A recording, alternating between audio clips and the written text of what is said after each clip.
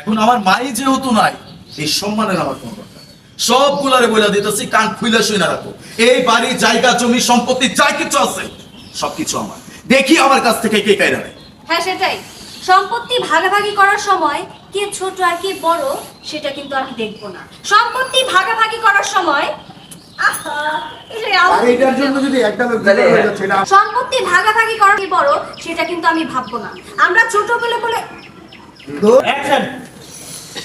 হ্যাঁ সেটাই, সম্পত্তি ভাগাভাগি করার সময় কে ছোট আর কে বড় সেটা কিন্তু আমি দেখবো না। সম্পত্তি ভাগাভাগি করার সময় যদি আমার বড়দের অসম্মানও করতে হয় আমি সেটাই করবো। এটা করার জন্য আমি কিন্তু দ্বিতীয়বার ভাববো না। বাপ্পা কইতাছে এই মুখ সামনে কথা বলছ না। মায়ের বাড়ি আমার, বাস আমার, আর কোনো কথা হবে না। শিবু কইতাছে এই বাড়ি আমার, বাড়ি আমার। সৈকত কইতাছে মায়ের বাড়ি আমি আপন ছেলে, এই বাড়ি আমার, আমি আপনাদের একলা ভোগ করতে দিব না। ঠাকুর কইতাছে এই বাড়ি আমার, কইছি না আমি কাউরে দিব না। চয়ন কইতাছে আমি কইছি না এই বাড়ি আমার। মাদত করতেছে বললেই হলো এই বাড়ি আমার। আরে বাপ রে, যার যার মতো সবাই বলে যাচ্ছে এই বাড়ি আমার মানে আমার। এই বাড়ি আপনাদের কারো না। এই ডাক্তার আইতাছে, ডাক্তার রকি। এই যে ডাক্তার পয়সা মায়ের সামনে দাঁড়াইলো।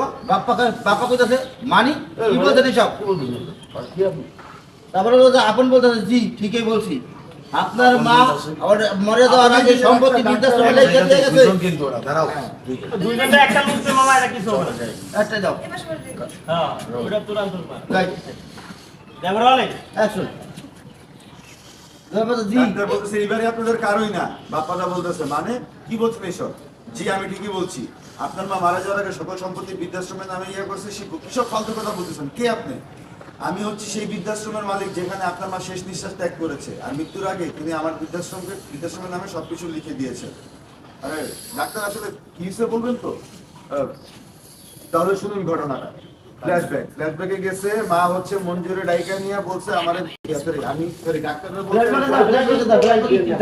না না ফ্ল্যাশব্যাক কিন্তু তাদের ঘটনাটা তো জানতে হবে। দেখানো এক্সপ্রেশন